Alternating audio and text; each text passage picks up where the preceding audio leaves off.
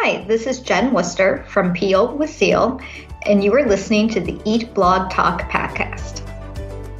Hey, awesome food bloggers. Before we dig into this episode, I have a really quick favor to ask you. Go to your favorite podcast player, go to Eat Blog Talk, scroll down to the bottom where you see the ratings and review section. Leave Eat Blog Talk a 5-star rating if you love this podcast and leave a great review. This will only benefit this podcast. It adds value. And I so very much appreciate your efforts with this. Thank you so much for doing this. Okay, now on to the episode.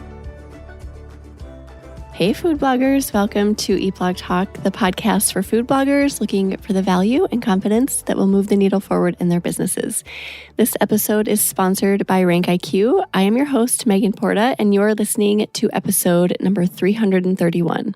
Today, I have Jen Wooster here with me. She is going to talk to us about how to plan for taking extended time off and also future-proofing your business. Jen is a retired COO used to managing organizations of 2,000 people or more. She started Peal with Zeal, a gluten-free food blog, at the end of 2017.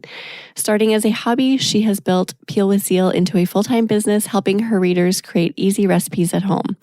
Jen has set up her business to allow her to take 2 to 6 months off every year to go on extensive long-distance backpacking trips.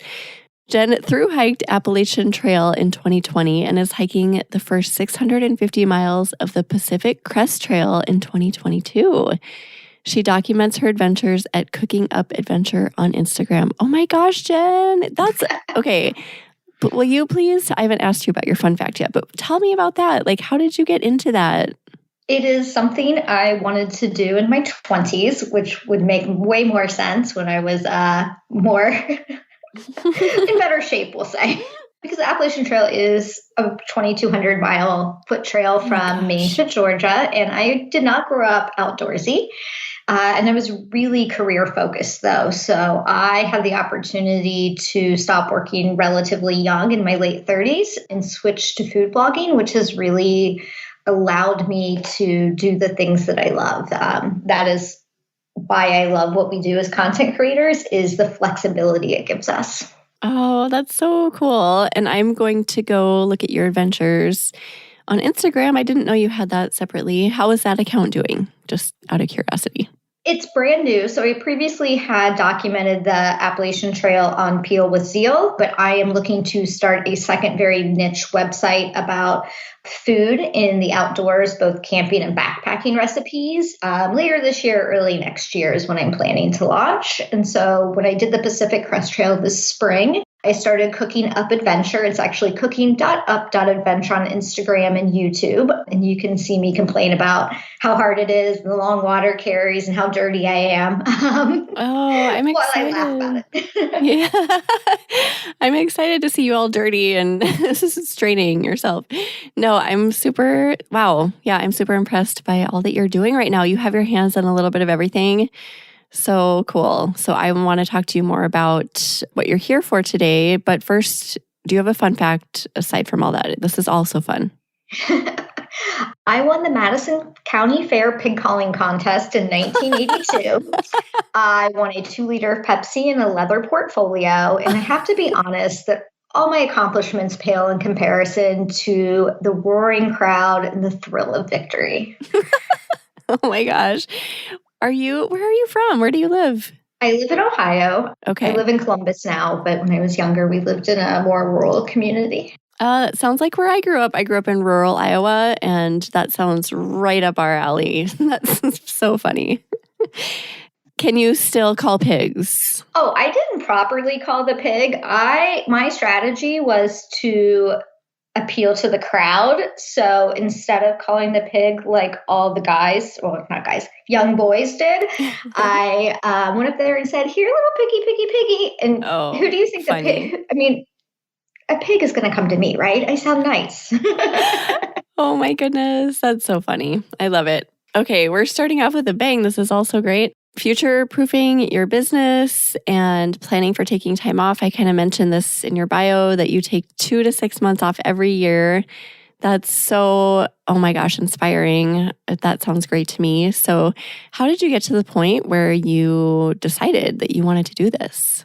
Well, Well, I think the benefit of being a content creator is flexibility, but we don't always necessarily take advantage of it. So even if you don't want to take off 2 to 6 months a year, following kind of this batching planning schedule, it gives you a lot more flexibility. So if your day job has a peak season, or if you want to take the kids on a road trip when they're off school for the summer, you're caring for aging parents, having some content planned out gives you a lot of flexibility and really reduces stress.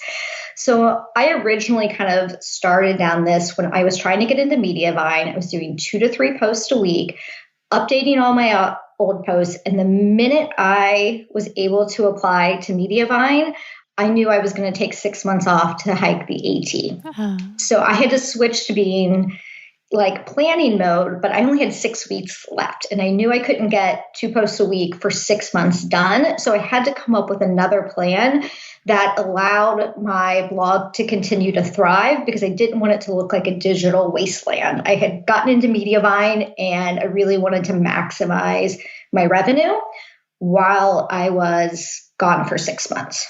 So how did you put a calendar together? Did you just like stack up your content with your already produced content, or how did that look for you? So I did a mix of reusing content I already had and writing new content. So most of us, when we think about batching and working ahead, if you are doing 2 posts a week, you do the 2 posts for this week, and the 2 posts for next week, and then the 2 posts for 3 weeks out. And I looked at it very differently and said, I'm going to do 6 posts, 1 per month, right? So now I know for the next 6 months, I have at least something new going up on the blog. And so it looks fresh.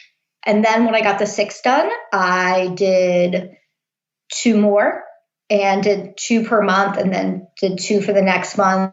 And then I ended up, I think for the first 3 months, I had about 6 posts a month. And then for the last 3 months, I had 2 to 4. So it was kind of slowly going down, but it was staying relevant. And I did a combination of new recipes and a combination of old content that I repurposed. So I had a roasted veggie sandwich that did really well. So I had pictures of all the pieces and parts. So I did a recipe on how to roast eggplant and how to roast zucchini and how to roast onions and made those all into separate recipes. Ironically, the eggplant recipe is my best performing recipe.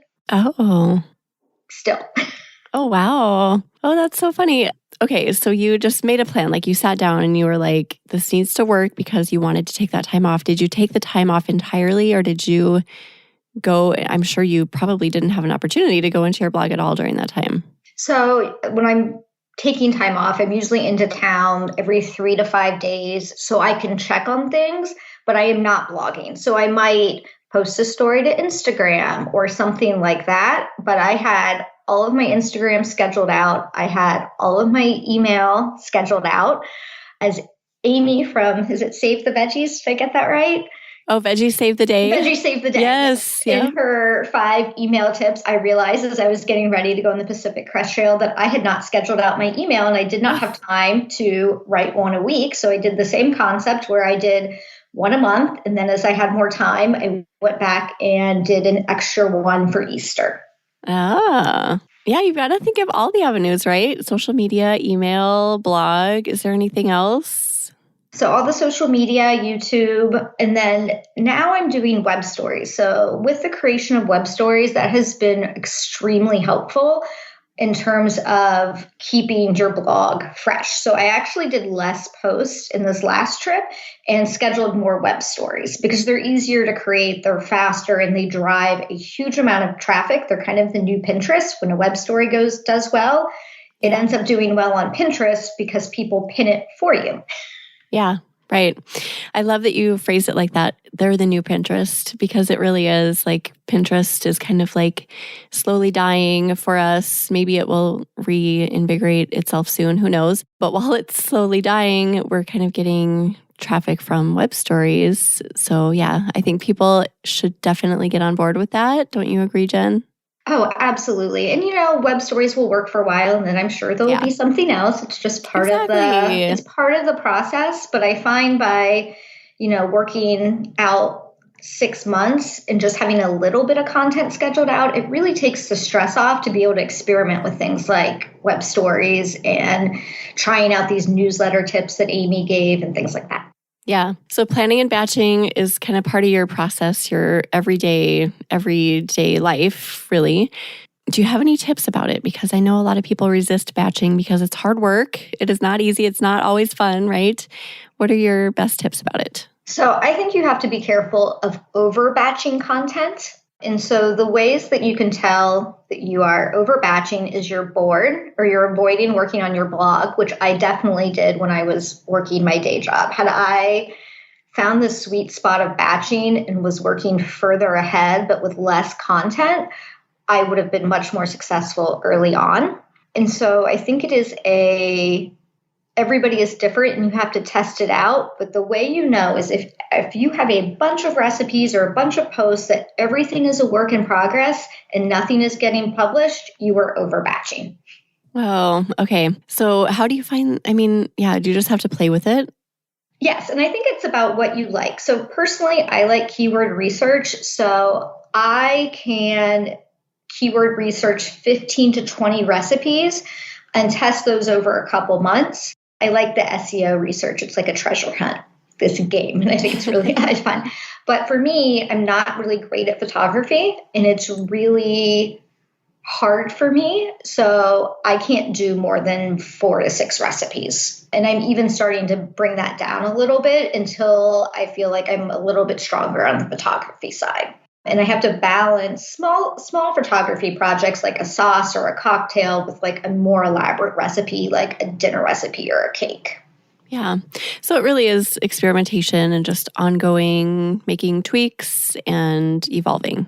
Absolutely. And so I think Airtable is super helpful for this because I can do all my keyword research and then really look at what are things that I want to make that I can rank for. And then look at how do I schedule out versus what should I post now.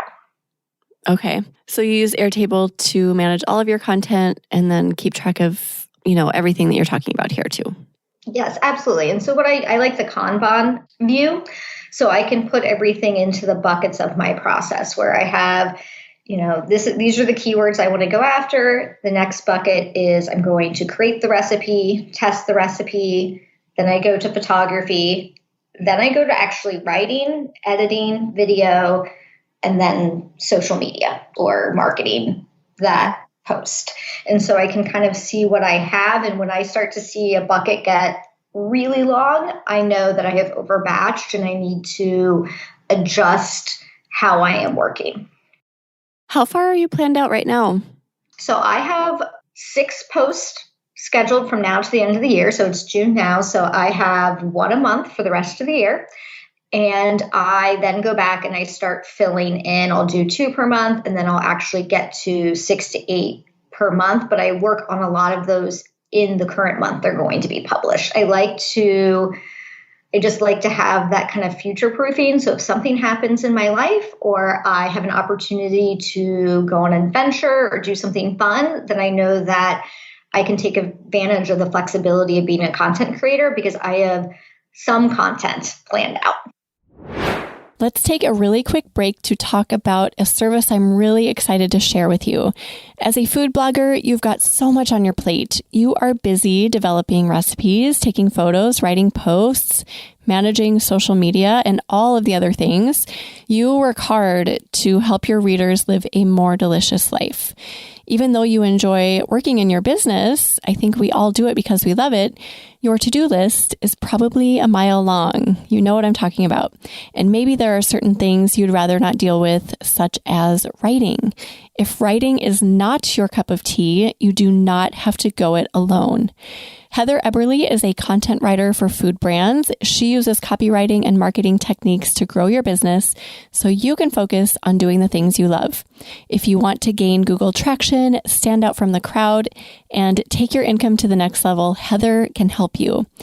Go to eatblogtalk.com/resources to get more information about Heather's services.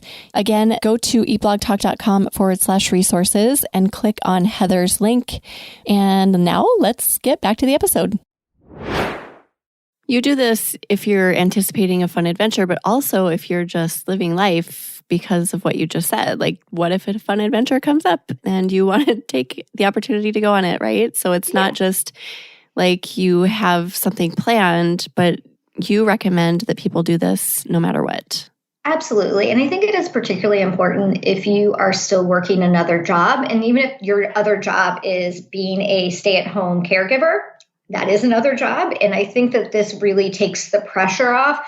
So when things life gets hectic and when things blow up, you know that this is okay. And it is not something that you have to stress about because you have planned out. I think it is better to take advantage of that seasonal traffic than to worry about I have to get 2 out today or 2 out this week or 3 out this week. It just really kind of gives you breathing space and it makes blogging more fun. I completely agree with this. We take a vacation every summer that's usually 3 to 4 weeks. And there have been years when I have not planned ahead. And those vacations are so stressful because I'm doing exactly what you were just talking about, where I'm like, oh my gosh, I have to get out another post this week and I haven't done social media and my email. Like, it's just clutter in my mind that doesn't need to be there when I'm supposed to be enjoying my time with my family. So there have also been years when I've thought through my content and planned and scheduled, and those have been the funnest years ever because I don't have to think about it. It's so lovely, isn't it? Just to know that it's being taken care of. Absolutely. And I think the nice thing about planning out is I'm not planning out the 2 recipes I want to post per week. I'm planning out a little bit of content. So as I stumble upon a good keyword or I want to take advantage of a trend, I have room in my calendar to slot in that post real time. That's a great point. So it's not like you need to sit down and figure everything out. Leave some wiggle room so that you can post on the fly when inspired. And I think right now TikTok is like that for me, where I feel like I couldn't schedule and plan out everything. You know what I mean? Like some of the things just come to me. And I think it's the same way on Instagram and maybe the posts you're writing about. Some of that can't be scheduled out, but you're percentage-wise, how much would you say you're scheduled out? I am scheduling out 10 to 15%, or maybe 20%. We'll say 20%. And then the rest I am doing in the month, usually a couple weeks ahead of when I want to actually post. And the reason is I'm trying to balance capturing traffic now versus post consistency later. So the way I figure out what I'm scheduling out versus what I'm going to work on and turn live as soon as I can is evergreen traffic versus seasonal traffic. So we'll say 2 cookie recipes. A chocolate chip cookie recipe, I want to publish as soon as it's ready because that will earn revenue all year round. Versus a gingerbread cookie, I may write the post, take all the photos now, get the video ready, but I'm probably going to schedule it for early in the fall so I can take advantage of that seasonal spike. But it's probably not going to really earn me any revenue over the summer. Okay. Yeah, I love that you talked through that. Okay, so do you have ways that we can just use our time better in general? So planning and scheduling obviously helps, but what are some other ways that we can just be more efficient food bloggers? So in addition to repurposing recipes that you may already have, I have started using that kind of buy and use the semi-exclusive and some exclusive content on some of the forums that Art from My Table talked about on a previous episode. Oh, right. And I have really started to play with that. And I use that in a way that might be a little bit different. So there's the SEO, can I rank for this? How many other people are buying it if it's semi-exclusive? What keywords can I use to attract traffic versus can I use it for something else, which is a semi-exclusive is significantly less expensive, about 10% of what an exclusive recipe would cost. So can I do a quick video showing myself making the recipe, like if it's a cocktail recipe and using that on web stories, Instagram, TikTok? Can I include the full recipe in my email newsletter to give my readers exclusive content? At least exclusive, it's not on the website. And so the other thing I look at is, can I change an ingredient? So if they have the ingredient list here and Can I add some spices and just like, don't laugh, but Photoshop them into the photos that they provide, where I'm like, oh, these are the extra spices I use, or just take a separate photo of them and add that to make it a unique recipe that would work for my readers. So modifying the ingredient list. So instead of a smoothie with milk, maybe it's a smoothie with almond milk. And so I've been really in a good position where I can really maximize my content creation without spending as much time, and it's really affordable. That's smart. You're definitely thinking through every avenue. I never thought of doing that with the email and just providing like, quote, exclusive content in your email because it's not on your site anywhere. That's super smart. So what do you think about hiring help to help you with all of this to maximize your time? So I did not have help during the Appalachian Trail, but I hired a VA before the Pacific Crest Trail. And I think if I could go back and do it again, my lesson learned is I would have hired a VA and paid someone else first before I started paying myself. I think I would have grown significantly faster. And for me, as someone who, I used to be a COO, and if I made a mistake, people would lose their jobs. And so I respond to this like pressure very naturally of being accountable to people. So when I have a VA, I feel like I have to get them work. They expect certain things from me, and it actually helps me really stay on top of things. And so right now I have her helping with doing mainly social media and creating web stories, but you can really have help in any part of your business. It could be grocery shopping, carpooling, inside or outside your business, I should say. My next hire is going to be someone to help me on photo shoot days because as I mentioned, do not like batching my photos. Find it very stressful. So I would really like someone to like do the dishes, help with chopping vegetables, things like that. And that will be my next hire. So those are great ideas. How do you find a good VA, though? I think this is like a very common issue that food bloggers have right now. Where do you even go? I think the first thing you need to do is write a job description. So one of the things I found when I started asking for referrals for VAs is everybody wanted to do Pinterest. And I was like, well, I don't really need someone to do that. So I wrote a very detailed job description of what I wanted and what they were not going to work on. I joined a VA Facebook group called VA Savvies, and I put in a very specific job description with very specific links on how I wanted them to apply. And that immediately cuts out a good number of people who don't follow the process.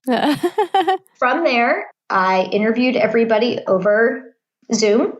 I did reference checks, and then, they are contractors, so they have to set their own hours. So I gave them, these are my job requirements. These are the hours that I can afford to pay. What within that can you actually get done? So we did a lot of time tracking to start with. I think the hardest part is that you will always be faster.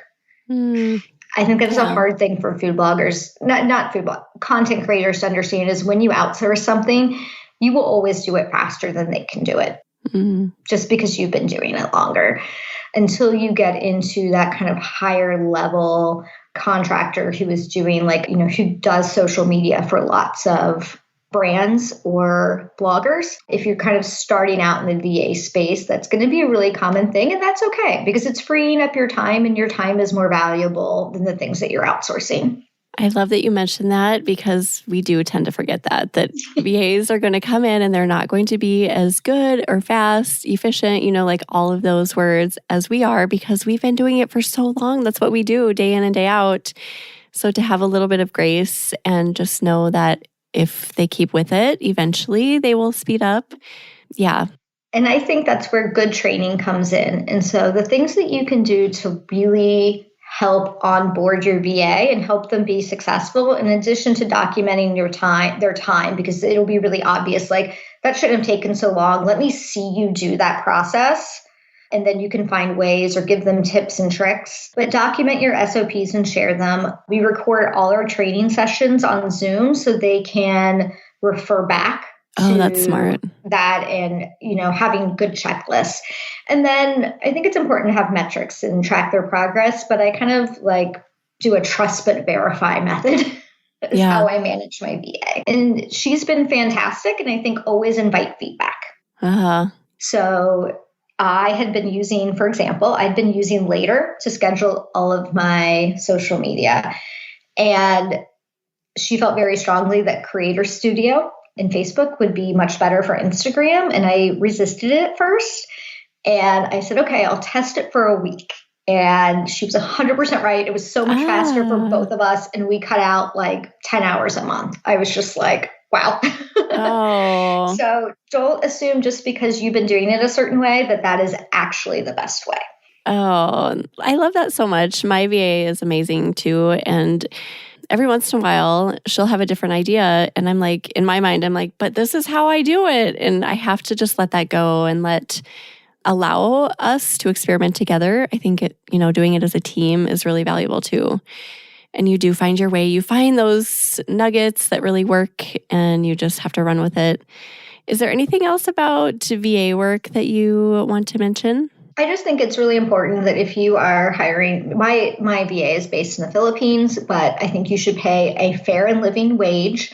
I think it is extremely important. You will feel better about yourself and your VA will stick with you for the long term, and make sure that you understand the difference between an independent contractor and an employee if they're based here in the US. I think that's really important. And the IRS has good information on that. So you can kind of go through a checklist so you don't find yourself in any legal trouble. And then I just will say that checking in frequently, just to make sure that, when we started, we were doing Zoom calls 30 minutes a week, and now we're doing 15 every 2 weeks. And then when I was on the Pacific Crest Trail, I would just check in when I was in town every 5 days or so. And she managed all my social media. So it took some time to get a place where we were both comfortable, but I think a commitment of finding the right person and a commitment to getting feedback from her, we were really able to create a process that worked. So between planning, batching, thinking through things ahead of time, maybe looking outside the box like you did with purchasing content and using it in new ways, and then leaning on VA help, this is a really great strategy for just preparing yourself for something that's coming up, whether it's a vacation or just something that you're not expecting. Is there anything we're forgetting in this conversation, Jen? Not that I can think of. I just want to encourage people that if you are new, to stick with content creation if you're enjoying it and find what works for you. Thank you. This was amazing. I came away with some new ideas myself. So I appreciate all of this value you shared. Thank you for being here today. Absolutely. So much fun to connect with you after I'm obsessed with your TikTok channel, or what is it, account, I guess, which you will tell people about in a bit. But for now, do you have a quote or words of inspiration to share with us? I just think that the comparison in the world of content creation and social media can be really challenging for creators. And just remember that benchmarking is healthy, but don't compare apples and oranges. Oh, great advice. I love that. I think we all need to hear that daily. We will put together show notes for you, Jen. If anyone wants to go look at those, you can find them at eatblogtalk.com/Peal with Zeal. Okay, tell everyone where they can find you, mention your social channels again, and tell everyone what your TikTok account is as well. I am Peal with Zeal on Instagram, YouTube, and TikTok, and pealwithzeal.com. So please reach out and say hi. I love to hear from people and find new accounts to follow. And if you're interested in my hiking adventures, I am cooking.up.adventure on Instagram and cookingupadventure on YouTube. So yeah, that's it. I'm going to go look at that one as soon as we are done. So I will be your newest follower there. Aww. And yeah, definitely go check Jen out on TikTok because she's trying to grow her channel. She's doing an amazing job of posting a lot of content and it's really funny. It's so entertaining. You just have such a great personality. I can tell it shines through in your content there. I feel like I really got to know you just within like 3 videos. I was like, oh my gosh, she's so funny. I want to know her.